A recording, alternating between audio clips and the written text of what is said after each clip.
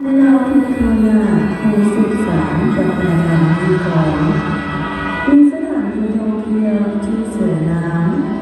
และเต็มไปด้วยทรัพยากรธรรมชาติอันมีทั้งอยู่ห่างสถานที่เก่าแก่มีมรดกโลกดินแดนแห่งความสุขไหลบ่ว่าจะใกล้หรือไกลก็เดินทางเข้ามาเที่ยวชมความอุดมสมบูรณ์ของประเทศลาวมาจากโมลีที่จิตใจ